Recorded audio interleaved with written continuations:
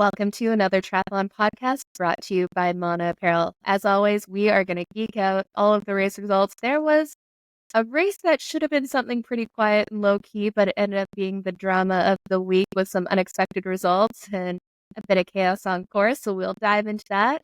And then we're also adding a new segment to the podcast with the Triathlon Tea. We're going to talk about a little bit more of the trending topics going on because as crazy as this time of the year seems to be shaping up to be, it should be the quiet time of year, but there has been nonstop news and updates and interesting stuff going on for the year ahead. So we will dive into all of that. But to get started, I am joined as always by Josh and Fede, and we're going to jump into what's going on in our world before we dive into pro racing. So Fede, let's get started with you. We can see you today. So what's going on in your world?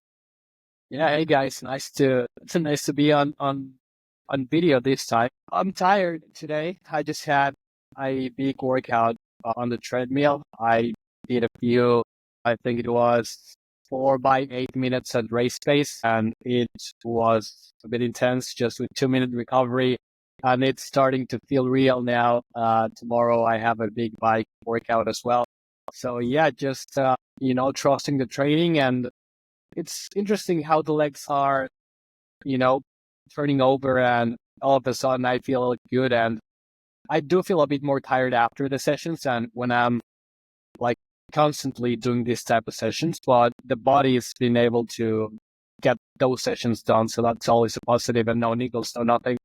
So yeah, just counting the days, and I'm flying very soon to New Zealand to get a few big training sessions out there as well, and get used to the time zone and everything. Let's do a little bike tech with Fede here, because I saw Tamara Jewett put something up about all the chip seal and getting a lot of questions on what people should run. So what tire size and what is there anything you're doing differently because of the bike course? Well, it's a great question. And I think a lot of people are going to have a lot of trouble when it comes to choosing the right tire pressure and equipment. Also, the bike course is not super flat. There's a lot of punchy hills, but equipment wise, I don't want to spill all the details, but I'm running a 28 rear and 25 front. Tire pressure, I'm gonna go lower than usual. And being on tubeless, that's gonna be significantly low. So that's why I'm getting there earlier to do a few tests and see what pressure feels good, what pressure is faster, and also what's the best in between when it comes to puncture protection and aerodynamics. Excited about that, and getting new rubber on my disc wheel and my tri-spoke. So yeah, it should be exciting, and I need to get my bike down to the service shop, because when I brake, I sound like a big tractor truck turning. So that's over. Yeah.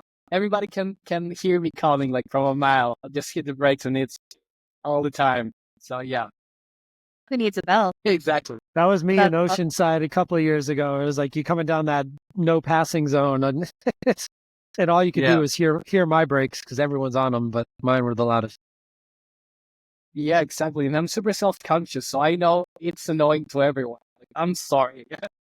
And there's nothing better than a good tune before a big race, and there may as well get all the free speed you can, make sure nothing's rubbing, everything's lubricated, clean, ready to fire. Don't want to give away any luck. Exactly. And I was thinking about going one by on the chainring, but no. I'm sticking with the two just because, like I said, there's a couple of punchy hills that I may need the lower ratio there. So yeah, just sacrificing a little bit of aero with more range to save the legs for the run. Yeah, fair.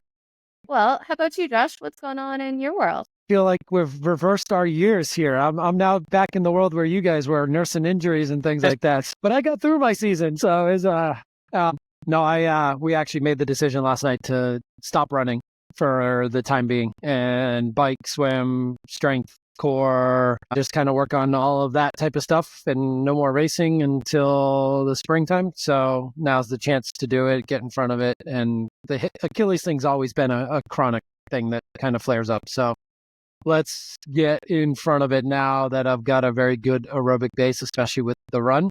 and not lose too much fitness by doing some extra swimming and biking and the things that I need anyways after a big marathon fall anyways. So I'm not too mad about that, not too sad about that. It's actually a very good mutual decision that we're making, and I'm excited about the work I can do with the extra time that I won't be running, and just no full sun turkey trots and no half marathon PRs the rest of the year. So relax. You know what? This is the time of year. If you're going to have to deal with something like that, like this is the time of the year, far out from race day. And that's the beauty of triathlon. No matter if you're out of one, you still got a couple other sports that you can do, throw some on top of it, and still keep that aerobic foundation going.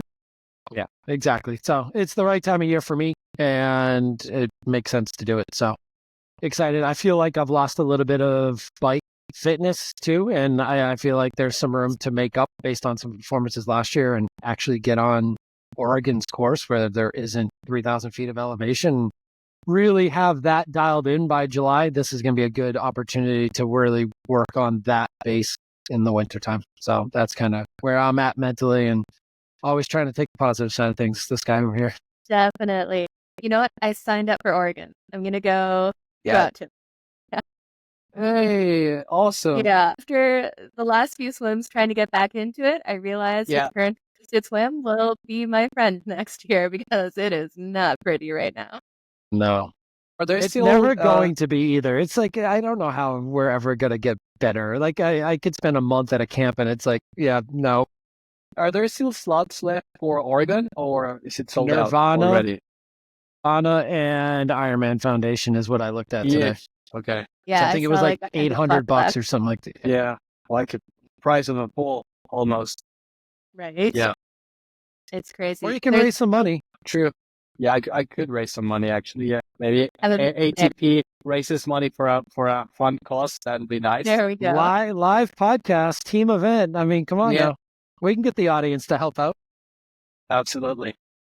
Be a lot of fun. Yeah, there's going to be a big crew there, and there definitely is a trend towards the faster swims for Ironman and 70.3s. Those are selling out a lot faster than other ones because I don't think we're the only age group triathletes that don't prefer the swim to the other two. No. Yeah. No. Look at California, look at Chattanooga, look at Cozumel now. I mean, people are tearing it up on those bike courses and those run courses, and they're not easy courses and easy conditions usually. And my Ironman is going to be a tougher one though with Taiwan. I don't know if it's wetsuit swim or not, or it could be on the border in there. So I'm kind of questioning my choices there. So I actually need to swim and get swim fit for that. But I'll be looking forward to Oregon where I can float down and then get to the bike and run. Especially for like a full swim, because you can sort of fake a 70.3 swim, but when it comes to the pool, you need those long sets in the pool. Man, I just did 2,500 meters today, and I'm like, this is painful. I've got some work to do. How's your swim coming for Taupo, Fred? It is what it is. I mean, I'm not getting any faster, but I reckon I'm getting a lot more like strength endurance wise and getting fitter because reducing the time of recovery when it comes to my 100s to my 200s, and times are not coming down, but I feel a bit more fresh every time I do those type of sessions. So that's positive, and just counting on the wetsuit element to give me a few seconds here and there to, not embarrass myself on the swim. Always a good call. I keep looking at flight costs up to Taupo. I'm like, not 100% sure I'm not going, but then I saw there's like no accommodations left either. It's crazy. Well, in my world these days, training is just kind of putting in the work. I've been having a ton of fun with more strength training right now and doing these are some of my favorite sessions. They're a little different than what most people do for them, but I've been doing a bunch of sessions where it's some heavy leg lifts and whole body workouts and stuff, and then going straight from that to some muscle endurance work on the bike, kind of zone 3, that 50 to 70 RPM on legs that are already kind of shaky and burning from the strength work. And I absolutely love it. It's just like gritty kind of fun, but I found that's one of the best ways just to kind of build up some bike strength that's very specific. at the same time, like building some muscle. So if you are one of those more time crunched athletes and you need to put together a strength workout on one of your training days, try a leg lift right before a bike ride where you do have some of that grindy tempo, even into zone 4 kind of work. And you'll find at first your muscles feel really just firing from the start because they're warmed up, especially if you're doing some glute work. That posterior chain is really firing and you can really get into that glute engagement and then go straight from that heavy strength work into a solid bike session. And it is so much fun. My legs are so sore, but it was a lot of fun doing it at the time. Are you working on the cadence stuff with that big gear work with the lower cadence? Are you going like right into a higher cadence and flushing it out, or is it mainly that strength work and finding that 55 cadence and trying to hold it at the higher one?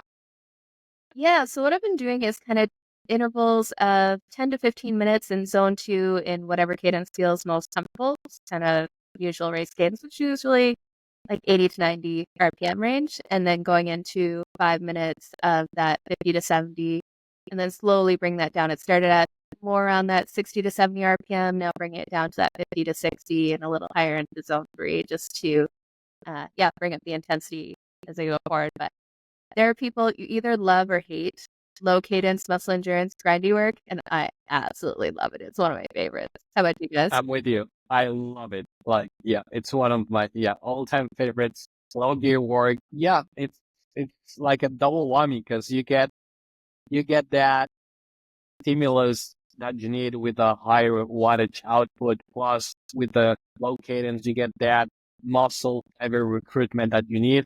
So I love it. And I don't know about you guys, but I oftentimes after doing like a low cadence type of block, I have a hard time picking up the cadence to like 85 seems super fast. So I've been doing, I think, either 2 minutes, 2 minutes, 1 minute, or 1 minute, 1 minute, 2 minute with the 60-ish cadence, and then right into, at the same wattage, 105 plus watts. And that's it. And then 2 minutes back at normal flush, then and doing like 6 by that. So like 6 by 4 minutes or whatever it may be, 6 by 5 minutes, however it's broken down. But it's from 60 to 105 at the same wattage. It's a straight flush, and it's only a minute. It's only 2 minutes, whatever you want to do it at. But it's a gruesome type of changeover. Well, and it's so good. I find one thing triathletes aren't great at is just having that range of cadence to work within, right? Some people are higher cadence spinners, some are lower grinders, and they just kind of stick to what they're comfortable with. But having that range available to you and working on that neuromuscular efficiency so you can hold up higher cadence when you need to. Say you're going down a hill, still want to hold on to some power or flush out the legs. It's definitely a good ability to really kind of work on. Make sure you have all the tools in your toolbox so that you can tackle whatever comes race day, whether you're going uphill into a headwind and you have to grind it out on the hill, or if you really need to pick up the legs to get some speed downhill.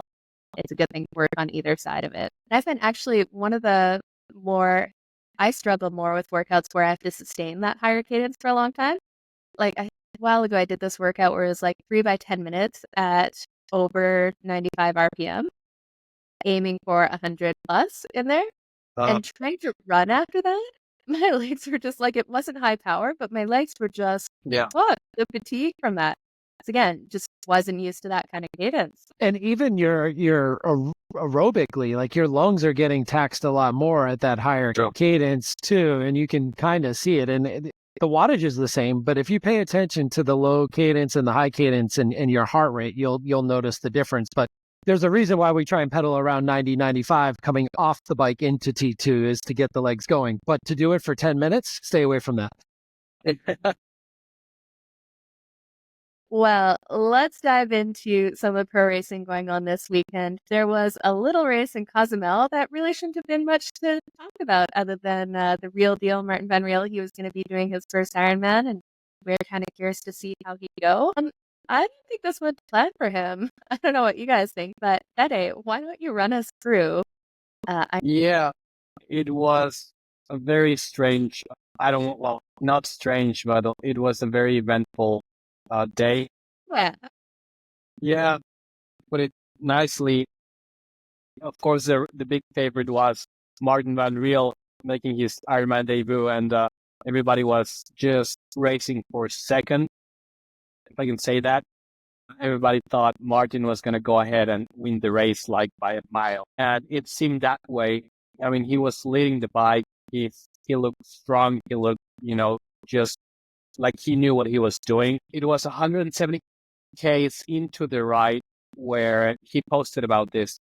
He hit a pothole and then he lost a bit of control on the bike and ended up crashing with a spectator on course, which happened to be a little girl who was, cheering for the event.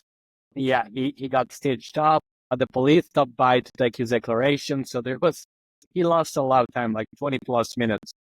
And then, of course, a lot of people passed him and he couldn't bounce back from that crash. But I mean, he ran at 2:39.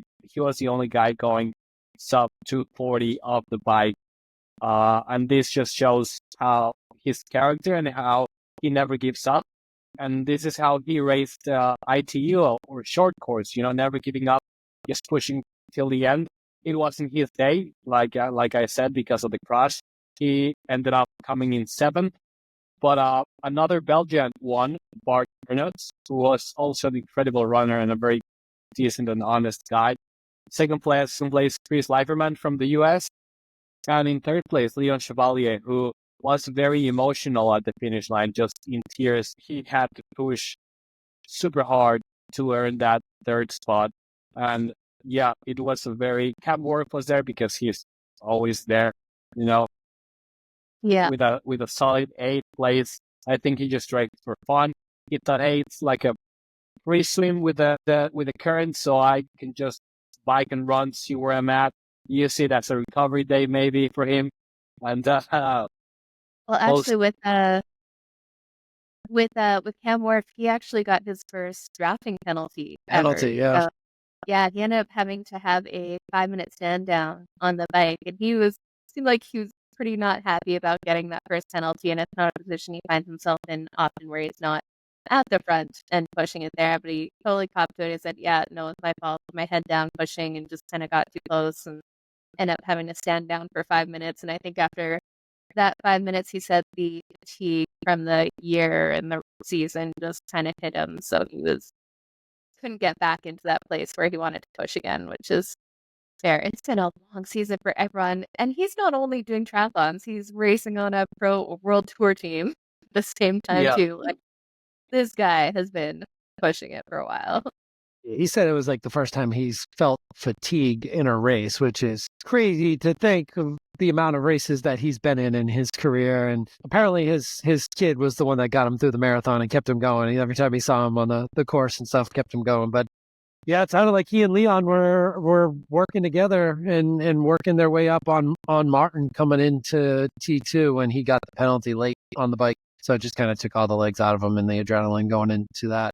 Same thing with Martin. I mean, there's so many discussions we can have about Martin and hey, he ran himself from 18th, 19th by the time he got back into T2 all the way up to 7th place. I mean, what a gutsy performance. But we were texting amongst the three of us during the marathon and he's got 10 minutes back. He's got to 5th. And we just, as we got through the day, we realized he's going to run out of ground. And it became quite obvious he didn't have another 5 minutes in him to make up.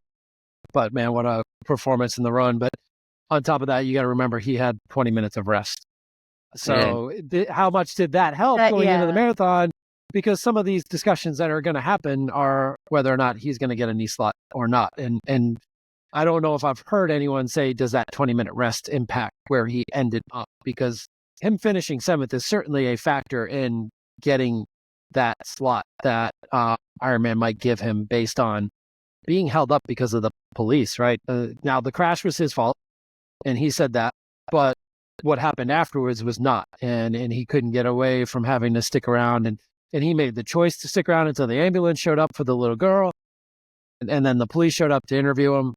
And kudos to Martin, too. I mean, we've had him on, and he's an awesome, awesome dude, and is always really good about getting back to us when we ask him questions on DM and social media, and he went to the hospital after the race to get stitched up because he ran the marathon with his elbows open. I mean, he had been cleaned up a little bit, but still had to get stitched up after the race. So ran an entire marathon, needed to go to the hospital, and the little girl was still at the hospital, and he took pictures with her and gave her his kit. So she's got a Martin Van Rail shirt and all that. So kudos to Martin for just being the guy he is too, on top of everything. On a day where he could have gone completely bananas and berserk on like what happened, because that was it. He was there in Cozumel to get top 5.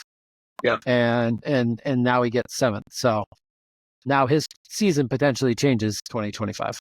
And the reason why top 5 is so important, we keep mentioning it here, is because there were 5 spots for the World Championships next year.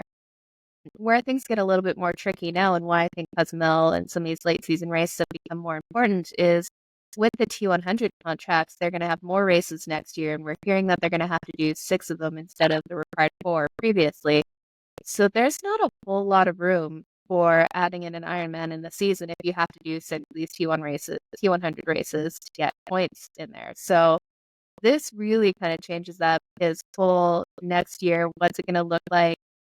And does he have time to do another Ironman build and still race competitively at the T100? Because we saw a bit of a difference. We had a couple athletes that dabbled in both and did solidly in both, but not winning in both, which is something that he would definitely have on his radar next year. It's curious to see how he handles that one. And like you said, Ironman, there's a precedence for them potentially to give him a spot because it was extraordinary circumstances. You don't often have to stop and give a police report in the middle of your pro race. And from what I heard on the ground there from a friend, like Ironman was trying to get him to be able to go sooner because he's a professional athlete, but they have their job to do. The police absolutely do. So I'd be curious to see if they do kind of slide in one. Say, as much as they don't have a great relationship with T100 and will never mention T100 on any of the broadcasts or anything they ever post, I mean, he's a world champion, and we've definitely seen world champions and Olympic medalists get some spots previously. Would you guys who had a big lead? Yeah, I think I do, because even if you take away the 10 minutes, he still had a 10-minute break, but you give him back the 10 minutes that he waited around for the interview and talking to the police. That's now easily in the top 5 and potentially talking about winning the entire race, even though he had a 10-minute on the side of the road to get cleaned up and making sure the girl was okay. So the extra 10 minutes is certainly a factor in the result of the race. Top 5 for sure, and potentially winning the race. But at that point, he would have just been happy with the top 5. So I hope they give it to him. I know there's some small precedents with Kat and some others that it's happened to before, but it's a different regime. And we'll see what Scott Deroux does here. Yeah, absolutely. Hopefully he gets his luck. No, and kudos. Like we had, it was funny going into it. We had Leon Chevalier was kind of the next best that everyone was kind of calling for the win, but have Bart Aernouts come out, like he's a little bit quite a blast from the past, but we haven't seen big things from the last few years. And it was 40 years old, right? Yeah, definitely pushing it there. So it's good to see him back on top of the podium. And it sounded like a lot of the athletes were just psyched for him too. Very similar to like Patrick Langevin, like people like, it's good for the change in the guard of this sport to also have a reminder that there's still some people out there that know what they're doing as they get up in their careers. And to see Patrick win Kona now Aernouts go in against a field that was pretty strong and in their lower 30s and to have an older guy go the Ironman distance, which you were supposed to be older before you did Ironman. Now that's all changed. And now it's the young guns coming after the Ironman and the sponsors that come with it. But kudos to him for having a great race too. I mean, he kind of ran away from it. There was nobody really challenging him for second there. And some good securing of spots early in the season. And now those people have their seasons lined up. They're in Nice, what we believe to be Nice for the 2025 World Championships, the Ironman distance. And that helps huge. And I think that's the biggest loss for Martin in this situation is hopefully the situation gets handled quickly one way or the other, and he can plan out what I would imagine be an early season Ironman if he still really wants to get that Nice slot. Do something early before Texas, because I think Ironman even now has added a few extras, even in the Pro Series, but I don't think that matters to him before Texas, but I would imagine it'd be something pretty soon that he would do and try and still get that slot as opposed to trying to fit it in his T100 season. Yeah, absolutely. Yeah. Well, let's move on to the women's race. It was slightly less drama-filled than the men's, but hey, take us through it. Yeah, there was way less drama on the girls' side, and we saw German domination from Annie Reischmann. She finished in 8:38. Second place also coming from ITU short course, now making her Ironman debut, Lisa Perterer. And on third place, we had from France, Justine Mathieux, who, it was a very close battle between, 302 marathon, 303 marathon, 309 marathon, the top three girls, and they were just battling it out. And it was just, Annie crossed the finish line and she looked like she could have run another 5K if they asked her. Just an impressive race in the heat. It was, and I don't want to say uneventful day, but it was pretty controlled compared to the men's. And, we had the likes of Angela Nath, who she's also in the twilight years of her career, and she is always consistent. Like, she's always cracking the top 10, top 5. So your fellow Canadian is always, you can never bet against her. Also another Canadian, Rachel McBride, also finishing the top 10. From Aron Mona Apparel, Julie Iemmolo coming in fourth. So former age group, now turned pro. So just also like an incredible day of racing. And it was, there was no rain. The wind wasn't too significant, because in Cozumel it can be a factor.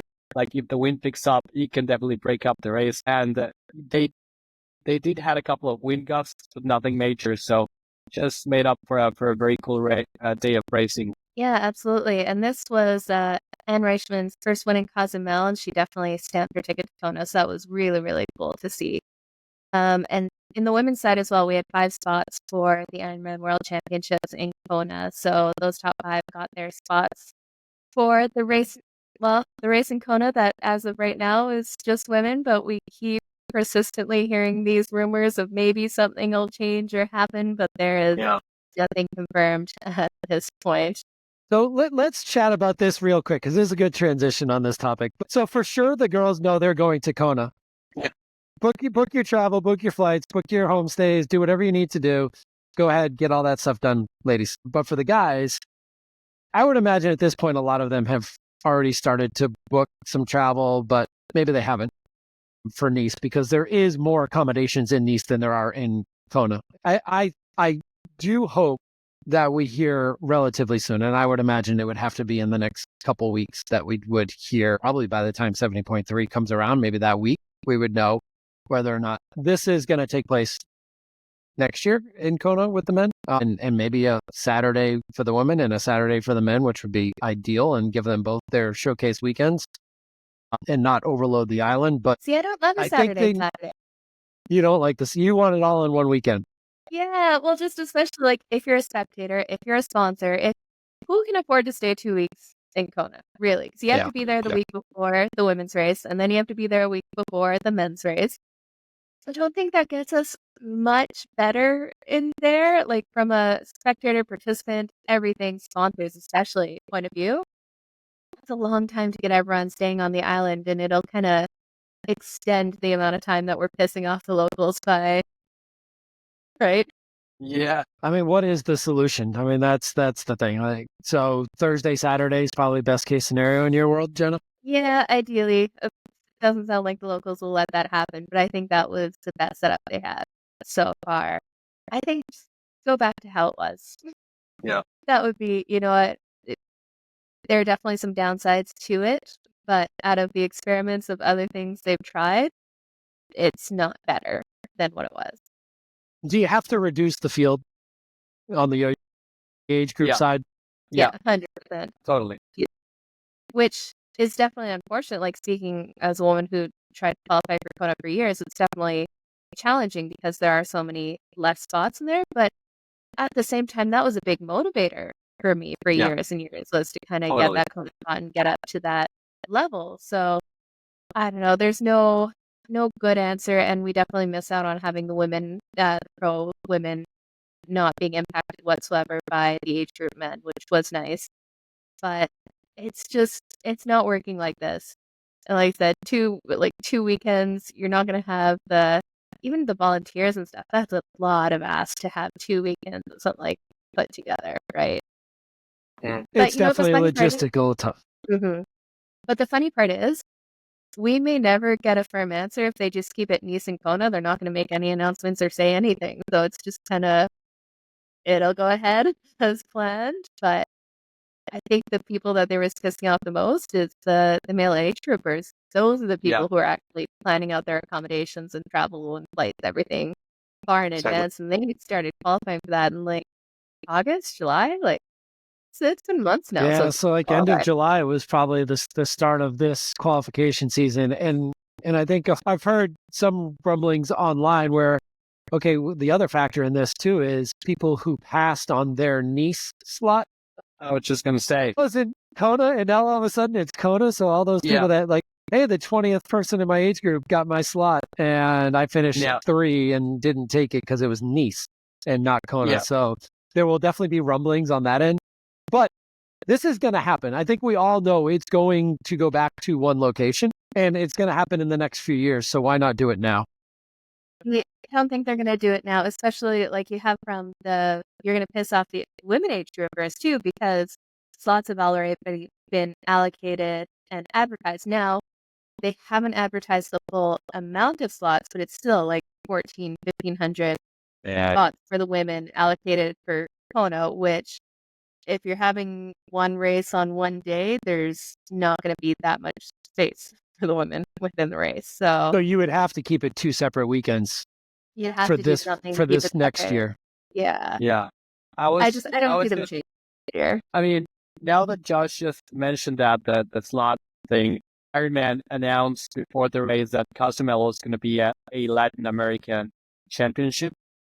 And that meant way more slots for age groupers. Usually there's like 70 to 80 slots. And this race was almost double, like 85 slots on the men's side and 75 slots on the women's side. There were, imagine this, there were 14 slots on the women 40 to 44 going to Kona. Back in the day, you were lucky if there was just one slot. Yeah. So talk about reducing the field. And I'm not taking anything from anybody. Like, okay, you got your slot. Congratulations. Good on you. All I'm saying is we do need to reduce the field if we want to have the race to be a world championship caliber type of race, because nowadays it's taking a little bit from the event because it's easier to qualify. It used to be, hey, I need to come top 3 in my age group, and I don't even know because there might be just one slot available. And speaking of which, talked to a few friends that did the race on the men's side, and I just asked them, hey, of course, all the girls took their slots. There was like very little roll downs. But the funny thing is now that the rumor that Kona might be happening again for the men and the women, there was very little roll down happening on the men's side. Everyone is speculating a little bit more that maybe Kona is happening for both, that they don't want to take a chance, and that if they didn't want to go to Nice, they just take their slot because in the hopes that Kona might happen for them this year as well. So here's the thing. The counter to that, Fede, is the person with the title CFO at Ironman. Yeah, this is true. Because once they've made that money in their budget, it's hard to pull it back. Yeah. And going back to the Kona way of old, we would absolutely be pulling money out of their pockets for the purity of the sport and for what it was meant to be. They really, though. Yeah. So if you think about it, Nice lost money because of the race production. But it's going to make money this year, apparently. Yeah, for the men's every other, it will. But yeah, I don't think they come out that far ahead. Yeah, because of the money with the sponsors and everything. Yeah, exactly. But yeah. Anyways, we will see with either announcement or they won't say anything. It'll just go on, they'll get scheduled, and we will roll with that. But have we heard, because you bring up a good point too, have we heard how many slots were actually filled in Nice For the women's. Yeah, especially for the women's race. I mean, the men's race, the first year, I don't think we have to have that. I mean, it just was the whole. So there's people only didn't know what it was like, and it was just neat to go there. But now with the women's field, now we've had 2 years, they were definitely struggling to fill slots for the women's field. I wonder how many went actually unallocated. So there's only about 1,200 women that raced out of typically around 2,500 to 3,000 was kind of the numbers they were looking for. So they would have lost a fair bit on there. So there you go.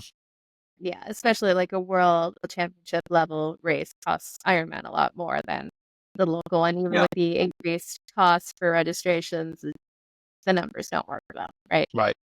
It's not Kona. At the end of the day, it's not Kona. I was just gonna say, imagine if what happened to Martin was during a Kona qualification race. I think we would have been talking a complete different story. You know how devastating he would have been, because he said this openly. Like, before the Olympics were on his mind, there was always Kona first. And I think if this was a Kona qualification year, he would have been, completely devastated, or, he would have taken it a bit more harsh than what he took it, because of course you're always going to take it a little bit hard when something like that happens to you during a race. But the fact that it's Nice, maybe he said, well, it's Nice, maybe if this was a Kona year, it would have been different. But just a lot of work. He's also built for Nice, so I mean, he's going to be a little upset if I mean, he can climb and descend with the best of them. Yeah, definitely. And if you guys haven't listened, it's up on YouTube now, our interview with Martin Van Riel, where he kind of goes through his motivation and inspiration and how, Ironman and Kona was the thing that drove him from early on. He didn't see the Olympics in his future, and that definitely turned on its head. But let's jump into what's going on in social media. Josh, what do you have for our social media post of the week? Well, we're going to stay in the YouTube world, a little different this week, but I happened to catch, just because we're such big Super Tri fans here, on my YouTube algorithm came across an awesome interview between Vincent Louis and Johnny Brownlee before the race in Nyon. So I didn't catch it when it originally happened, but I have seen it recently, and really good, pretty long interview between the two of them. And they've been going head to head for a long, long time, going all the way back to their Olympic days and way back, and talking about their relationship and when they felt they had made it, and all the way through to pre-Alistair actually retiring. But still a lot of really cool conversations if you haven't seen much of when those guys were in their heyday racing in the short course world, because they're all going to be in the long course world now. And it's going to be cool to see what Vincent Louis does starting with this coming weekend. Great interview on YouTube on the Super Tri page. It's a great follow anyways. Their YouTube channel is awesome to subscribe to. So that's my recommendation in the social media world this week. Yeah, that'd be a good one. They definitely have some history going back and forth between the Olympics and Super Tri and kind of battling it out over the years. So I'll have to check that one out for sure. Well, that brings us to our What the F of the week. And now, disclaimer, we love the T100, we love PTO, but the PTO world rankings looks an awful lot like the T100 rankings at the moment. So for an organization that came in with the initial idea of supporting the long course pros, like a lot of the short course get some just support in the same way, there's a lot of short course names on here. And basically, if you're not racing the T100, you're not going to make the top 10 of the PTO world rankings. Now, fair play, it's their series. The PTO does the T100 series, so those are weighted a lot heavier.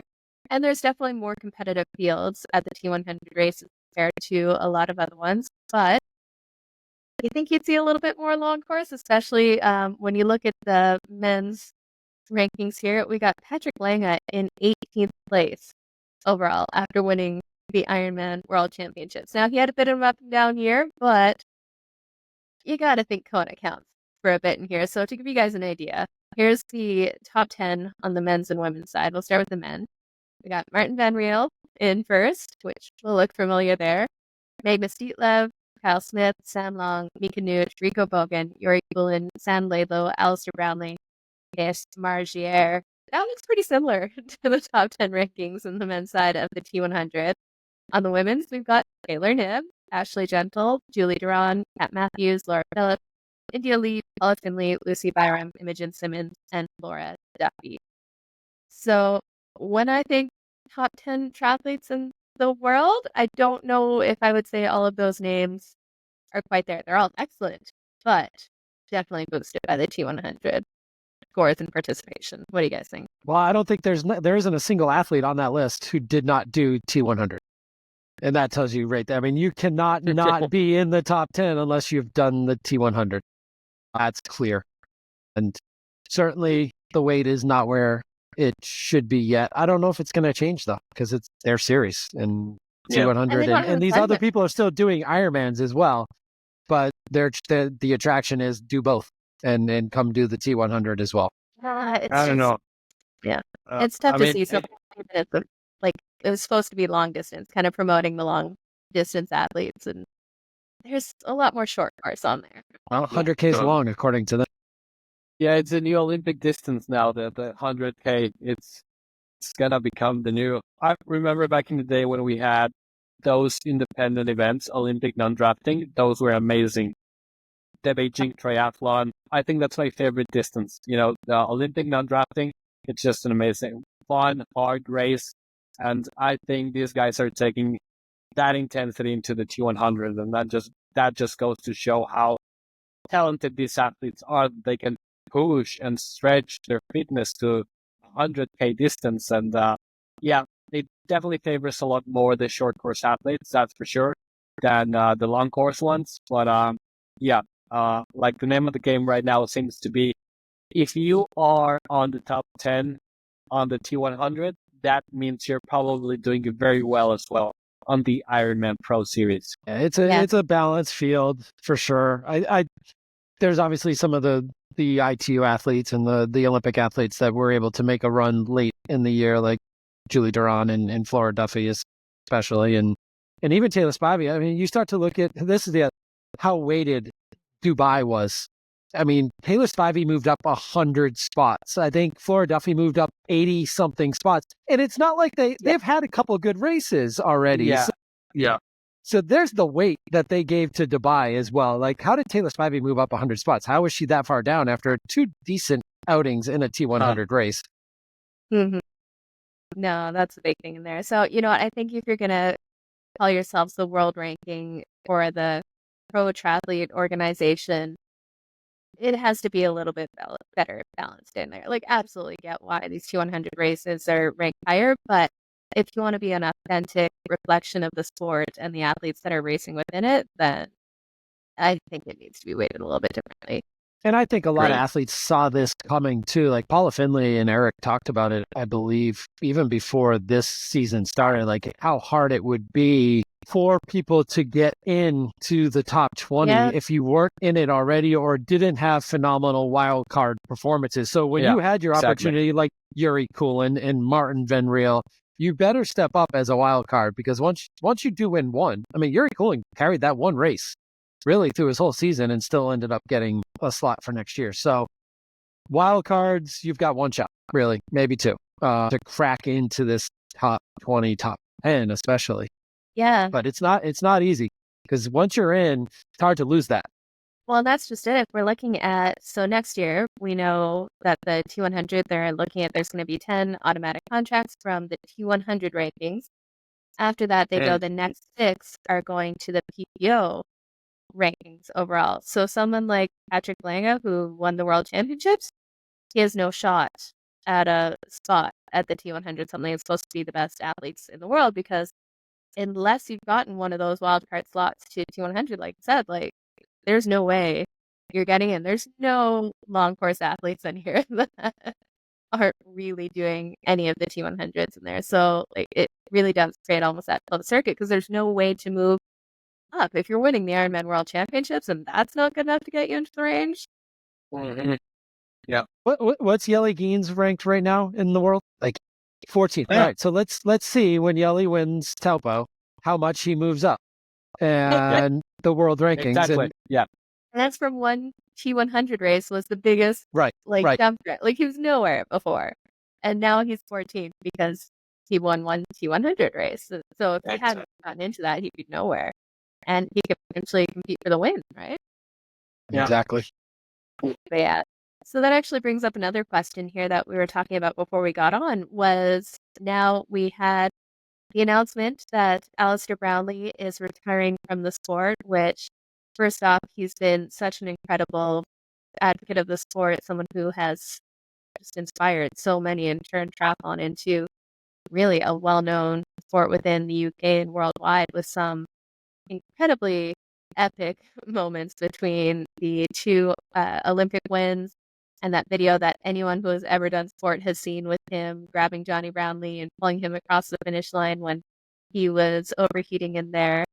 Yeah, kind of sad to see him retiring, but not at the top, and we'll talk a little bit more about that. But when it comes to the T100 and these rankings, him not taking that contract next year, what are they doing with those spots in the 10 automatic qualifiers who decide to turn it down? Like, where are they going to allocate those spots? What do you guys think? Is it going to go to the next ranked athletes in the PTO rankings, or are they going to throw it at the hot shot? What do you guys think? I think it's going to be a little bit, they're going to keep it to themselves, and they're going to give those contracts to athletes that are already established and that have a bigger platform.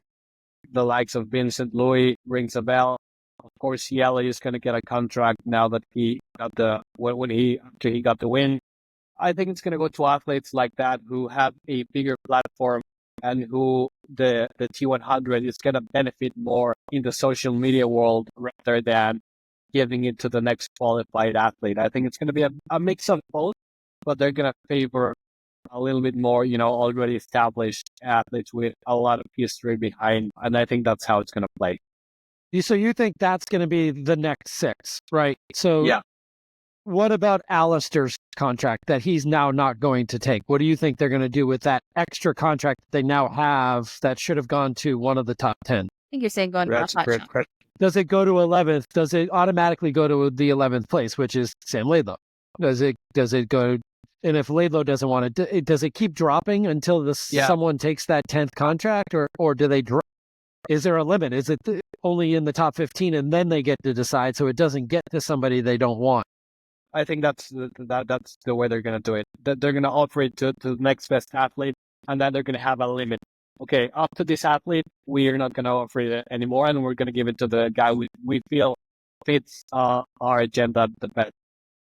But those rules aren't written yet, so they're going to have to write them again. They're just going to keep rewriting the rules until they get this. Yeah, exactly. I think they're just going to throw them at the hot shots. Make it so that they have control to choose who they want, who they like, who will have the biggest impact, like you were saying, who has like the social media following or people want to watch. Like, you can roll down that may roll to athletes who maybe showed up to a couple of races but didn't fulfill their contracts or do everything they wanted to. If you've got extra spots, I say to throw them at the hot shots, throw some interesting people in there that really shake up the race, or do like a Lionel Sanders or Vincent Louis or someone who just keeps it interesting. Yeah. What do you think, Josh? I don't think that we're going to... The other Brownlee. That goes along with what I was going to say. I don't think Alistair's going to unretire because of the contract offer, because he already knows. I mean, he's as involved with the T100 as anyone. I mean, he was there on announcement day with Lucy Charles. He's one of their top. He knows exactly what he's turning down next year. So there is no unretirement, at least not for a T100 contract, I don't believe. But hey, maybe his brother. That is another good way to keep the Brownlee name going. And I think you're going to see a little bit more competition with SuperTri naturally. So how does that work out? Because the Brownlees are now currently tied to a franchise in SuperTri. So I think it becomes a little harder for Johnny to jump into T100 because there's going to start being overlap, especially with the more races needed to obligate your contract. SuperTri and T100 aren't going to be able to work together. You're not going to be able to do both. Right. Yeah, that's a good point, because we do see a lot of the athletes. They were doing less than T100 because of the Olympics. They had the freedom to do that. That's not going to be an excuse next year. They're going to have to... There was no conflict this year. Next going forward, there's going to be conflict between the two series. And you're absolutely right. They're definitely pulling from the same group of athletes in there. And then it's going to change again once we get close to the Olympics. Once they really have to start chasing points, then we'll see more of I think the long course going into the T1. Oh, man. We're going to see a lot of new super triathletes is what we're going to see. I think you're going to see a lot of new names, which is great for the sport. That's exactly what they want. I mean, super tri is trying to bring a new type of way of growing the sport and entertainment. And I think they can coexist. You're just going to see different names in super tri more so than you are in T100 over the years. And there's no love lost between the top of T100 and super tri either. So they're going to be competing for those athletes in there. There's going to be some choices. Both franchises want to have those top names that draw viewers, draw social media attention, get people talking about it, and they really are the same field when we're looking at super tri in the opposite direction, shorter than the Olympics, T100 longer than the Olympics, but it all favors that Olympic distance athlete with a few standouts from long course and T100. So Jenna, you've been involved with Super League for the longest out of the three of us and definitely followed it the most. If there is no T100 this year, how much of a wave would Super Tri have actually made? Because I feel like Super Tri was talked about way more this year than in the past in the Super League realm and back in those days. Like, I think they had a phenomenal year in terms of growth, but they were now competing with the third series, which they hadn't had to compete with. Like, if you remove T100, I believe Super Tri is like even bigger than it could have been. But how do you feel? Like, do you feel like it was still a successful year for Super Tri based on the years past in the Super League realm? Well, I know this year it was a little bit more of a compressed season because they had the Olympics, right? So most of the super tri athletes are involved in the Olympics. So that's why it was in such a short, tight time frame with a lot fewer races. Now, super tri has a lot of the same goals where they want to expand. They want to have more races and cool locations and expand the series. Festivals. Especially in these years between races, they're buying up races all over the world, essentially, to try to expand it. So I think it was a successful season for them within the restraints of being an Olympic year. Where I think it gets interesting next year is these two competing series want basically the same athletes except for a few, and they're both trying to expand to more locations outside of that. Yeah. So be curious to see how it goes. They're going about it kind of similar ways too. Like T100 is starting to buy up races or partner with events that are already going on that are successful. But they're also starting some new ones. Like we heard in Vancouver, there's going to be a T100 series there where they're using a past course, but there's not currently an event where Super Tri is partnering with buying up big events where there's a massive age group field to kind of lend some of that excitement around it. So, and next year, it could be a lot more interesting because you have all those names with a lot more open race schedules since they're not really trying to get Olympic points. That's not the focus as much next year before things start to wind towards the next Olympics. And you have both series want to do more races where, I'd be curious to see who goes where and how that battle for the athletes goes. I agree. It's going to be interesting in so many different ways. And that's why we all love to listen to podcasts like this and check out social media and see what the buzzes are. Yeah, or the definitely. triathlon tea, as Jenna now calls it. Triathlon. We are going to get into a lot more of the gossip and tea and everything going on in there, but just the current goings on. We usually end up talking about most of it anyways because we geek out on the sport and all goes into one thing or the other. But we're going to be talking more about it, and definitely check us out on YouTube because we'll be posting up some of the social media posts, some of the talking points, all the pictures on there and stuff too. So it's a little bit more entertaining as well. But that brings us back around to the Brownlee retirement. It is kind of crazy to see that one of the big names in the sport for so long, the last 20 years, has been racing triathlon. He called it a day with a lot less fanfare than you would kind of think. He knew he was going to retire before Dubai, and unlike some other retirements there, that he didn't say anything until afterwards. What do you guys think about Brownlee not racing the T100 after getting his first podium? I think he went out in a pretty historic Brownlee way, following his way, stumbling and just overcoming everything. I think he's grown up a lot. I mean, he's matured so much and he didn't need that fanfare. I think he's pretty happy with where he is in his life. And there's such big proponents of growing the sport, and their foundation is such a huge piece to what they do. And you'll hear Johnny talk about that if you listen to his interview with Vincent too. But that foundation and where they are and have set themselves up outside of just racing on a personal level means so much to them that I think walking off into the sunset didn't need to be this big dramatic moment in his life. And it just kind of is fitting with where he is now. And he can go cheer on Ruth, and he can go take care of the foundation and invest in more companies and do the things he likes to do in the business world. I'm sure he'll be around plenty of racing, but he's just done being a pro. Yeah, I agree. I mean, when 2 Olympic golds, there's nothing you need to prove to anybody else. Like, you're one of the best that's ever done it.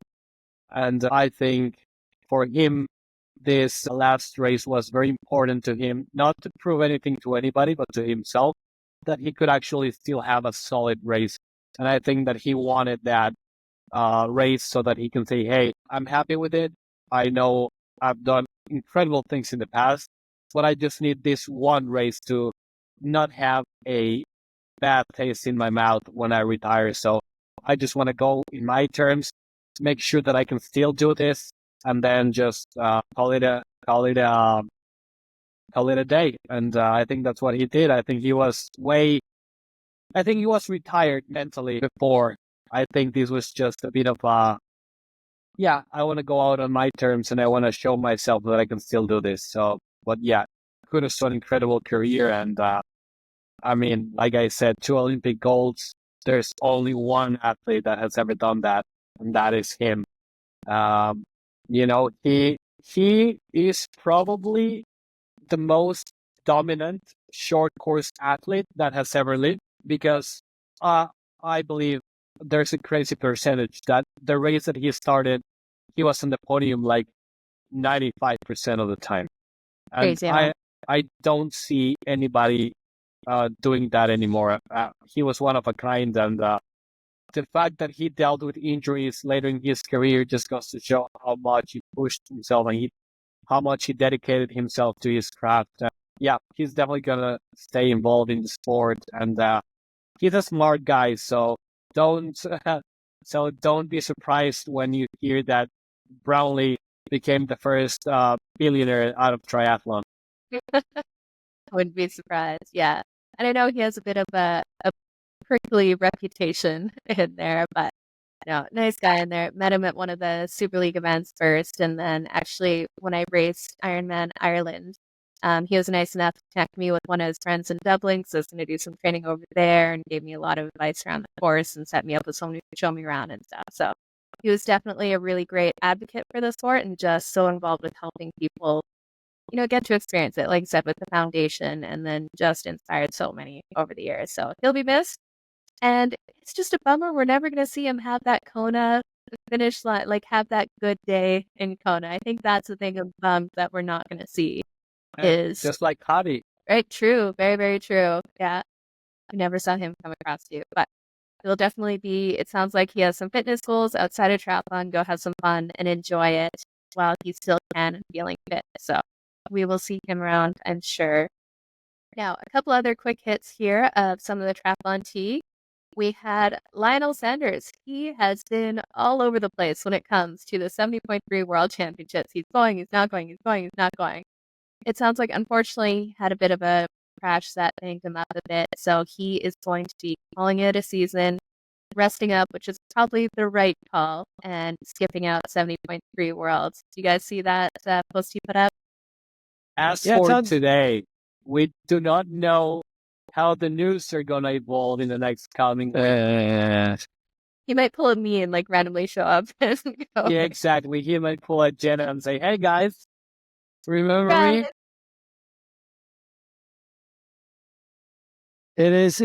I'm glad he was not injured, it sounds like. It was nothing significant, but definitely scary enough to be like, hey, look, dude, shut it down. And he had one of those conversations that he likes to have with himself, and the good guy won, apparently. What, the other shoulder won this time? Yeah.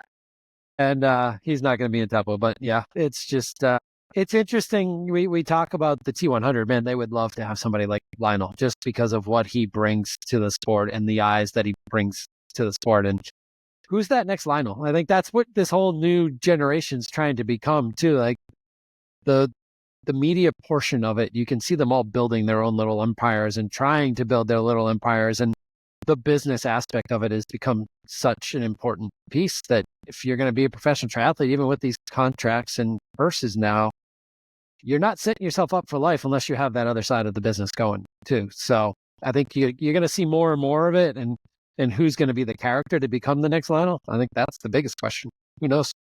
I'm gonna throw a name. And I think the guy that could take Lionel's torch because he has the personality for it. And he's a great ambassador for the sport. And I'm not being biased because we love him so much, but I think Martin Van Riel can be that guy. He's funny. He is an amazing athlete. I mean, if you put a camera, if you follow him, you're just gonna be laughing. I mean, between him and Aaron Royal, that could be like a comedy show on Netflix, like for 8 seasons. Keeping up with Royal and Van Riel, something like that.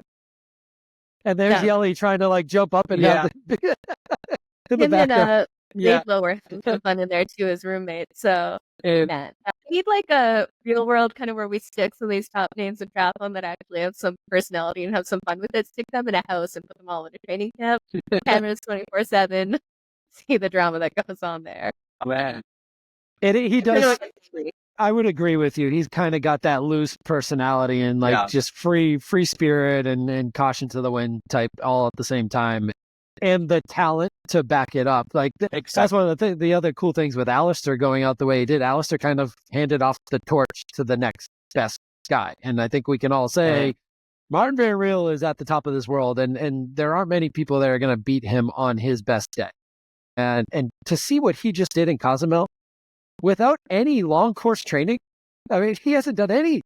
And to come off of T100 and then run, even if he had a break before his marathon, run that marathon without any marathon specific training is insane. So that's a nice little pass of the torch, and he's going to have the comedic piece to it already. So yeah, I agree with you on that one, Fed. On the women's side, we see too, like Lucy Charles, when she's feeling good and firing and training and stuff, she has that. She understands that presence on social media and putting yourself out there and really getting people involved makes a big difference too. So we have a few more on the women's side that are starting to come up as well. And it used to be you could just stick a sponsor logo on your kit and get a paycheck, and that's not the reality anymore. You need that influence and that social media aspect for sure.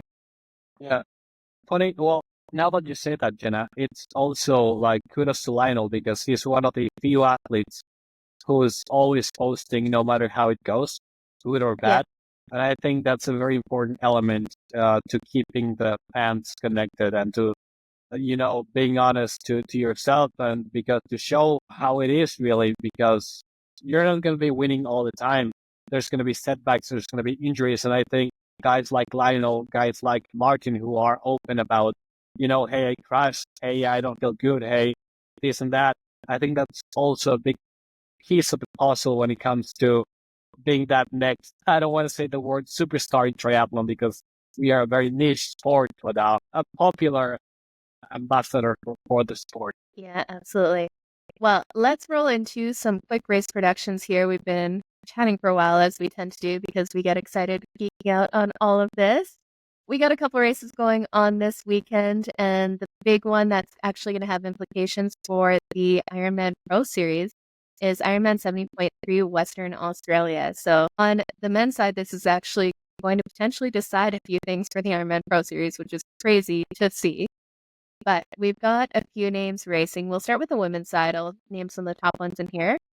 We got Maya Stage Nielsen, Lottie Wilms, Daniela Blamil, Hannah Berry, Els Visser, Penny Slater, Georgia Perron, Grace Beck, Marta Sanchez, and a few other as we go down the list there. But those are kind of the top names that we're going to see in the women's side. And then on the men's, we've got Gregory Barnaby, Christian Hogenhaug, Robert Kalin, Paul Schuster, K.S. Peterson, Nick Thompson, Mike Phillips, Ben Hamilton, Anthony Costas, Mark Kubrick, Matt Burton. We got Jake Birtwhistle, which is a short course shout out there. Curious to see how he goes. And a few other going on. So what's interesting about this one is we have Gregory Barnaby and Christian Hogenhaupt are not that far behind Marquardt. Yeah, well, we got Marquardt. He'll have his chance at 70.3 Worlds, but they're in the running to actually take over the Pro Series rankings from a 70.3 here. So there's going to be a bit of a race within a race. There's not really a ton of names that could have them too far behind. Like, they're at the top of the list here.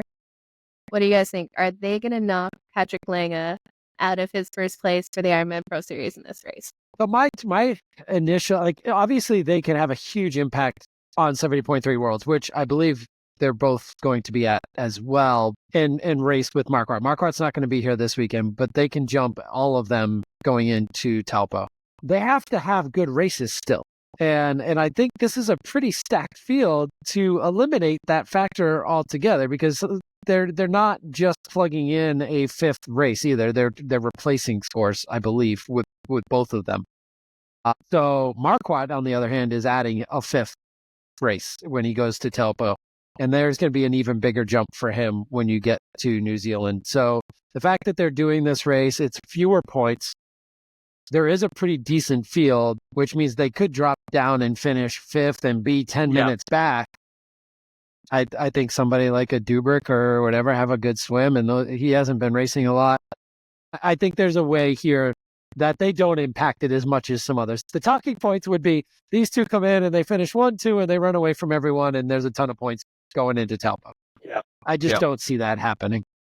See, I don't see a ton of people contending with them here. Like you said, Mark Dubrick's probably the name that pops up. Jake Whistle, not sure what he'll do out there. Outside of that, there's not a ton of names that would give 5-10 minutes on these guys when it comes to a 70.3. Yeah. Okay. Let's call the wins. We'll start with the women's side here. This one has a little less impact. The rankings are a lot more cemented at the top of the women's field here. But who do you guys got for the win for the women's field? I'm just going to go ahead and pick first. And I think with 70.3 Worlds around the corner, I think this athlete is using this race as a tune-up to see where she's at.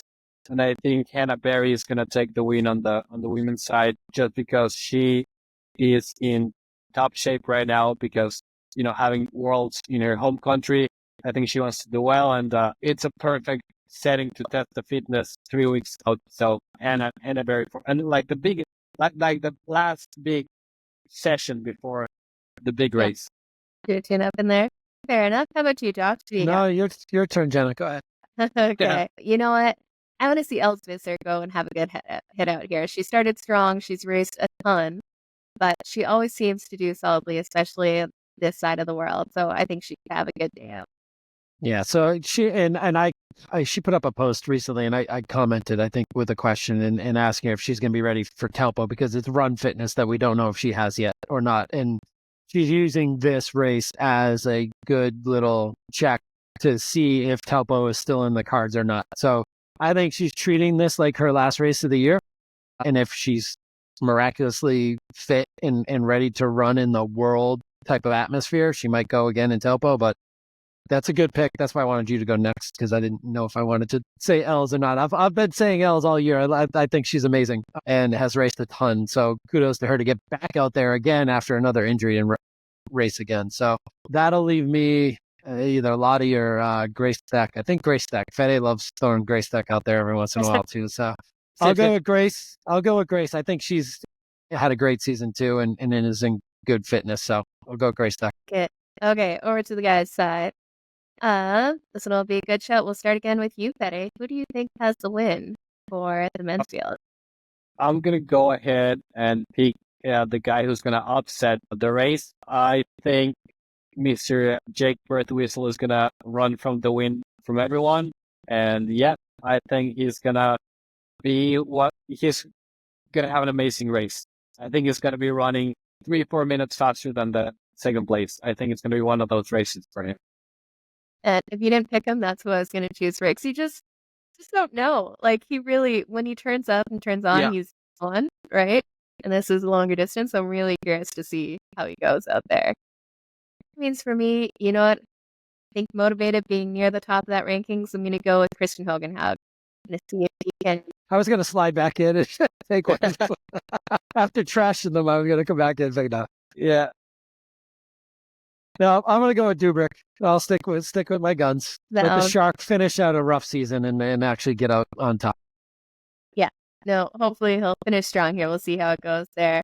Okay, we'll run through Bahrain very quickly here. We got the 70.3 Middle East Championships in Bahrain, and this is always a competitive race because usually a lot of the Bahrain 13 team shows up, and a lot of those are the best in the world. Now, a few of them are getting the pass. Usually they have to do this race, but a bunch are getting a pass because 70.3 Worlds is so close. So we're not going to see all of Bahrain athletes out there, and with one recently retired Brownlee too, he's not racing it either. So we will look at some of the names here. We are seeing a lot of short course.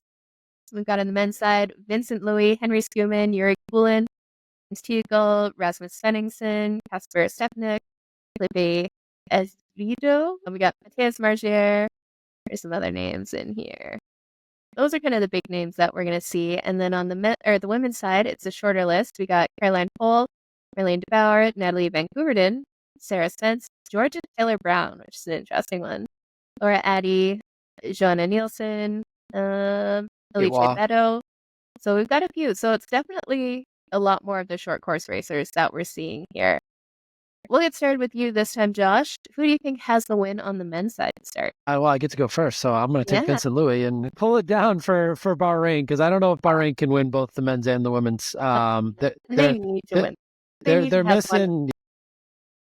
They're missing Kat. They're missing Hayden Wild, right? Who've got the passes for 70.3 Worlds. But I think Vincent Louis is ready to make that transition, and this is kind of putting his foot down and be like, all right, I'm here, and I'm no longer in the short course world. Yeah, love to see it. He'd be solid. It'd be good to see how he's going in this middle distance because he could definitely be someone who changes up the game there. He's strong enough and really curious to see how he goes at a few more 70.3s. He hasn't always had the best luck with them. So you can see him have a solid race. How about you, Fede? Who do you got here? Yeah, I think this race is going to shape out to be a very short course type of race. But I think Matthias Margier is going to pull up the heat into everyone's legs. And I think he is going to make the bike as hard as possible for everyone. And I think if he manages to run well off the bike, he can come away with a win. So Matthias. Yeah, see you there. You know what? I'm going to go, let's say Rasmus Svenningsson. Going to have a super solid bike ride on a fast course and get it done.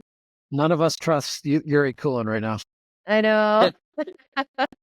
Never quite know. On the women's side here, so this one definitely gets interesting. Who do you got, Josh? Man, I would love, it'd be amazing if Vincent and Georgia Taylor won. Yeah. Triple goals. Yeah. Party in that house. So I think short course is going to take, Caroline Pohl, I think, is probably the heavy favorite here and she's probably going to take it down. But if it's not Caroline Pohl, I would go with Kate Waugh. Coming off of Thailand. Yeah. And we'll see. Kate Waugh is who I'm going to go with. Great. Awesome. How about you, Benny? Yeah, man. I don't know why, but I have this feeling that Natalie Van Couverden is going to win. Don't know why. But just a hunch. I don't know. We're sending you to Vegas if this comes through. Right? Yeah. Just a few weeks late. We can have a special section on betting with Fede. That'll be. Well, I'm going to go Georgia Taylor Brown. She's so solid. She's on that streak from Super Tri. Was absolutely destroying everyone. Yeah, curious to see how she goes. It looks like she's been over in Dubai spending some time on the TT bike and she's looking more and more dialed. So I think she'd have a good hit out here in Bahrain. And they're definitely going to want to win on that team for sure. So yeah, I'm sure there are some pretty nice bonuses for taking a win at this event, which is never bad motivation. Yeah, I would imagine. Probably a nice party at the King's house. Yeah, they have way too much fun over there. Well, that is us for this week. If you haven't already, go check us out on YouTube and give us a subscribe. We're going to be putting all of these out there and you'll get some extra tidbits with some pictures of the posts that we're talking about and some of the content there too. Or we are available anywhere you listen to podcasts. Until next week, we will see you guys next time. Have a good one. Have a good one. See you guys.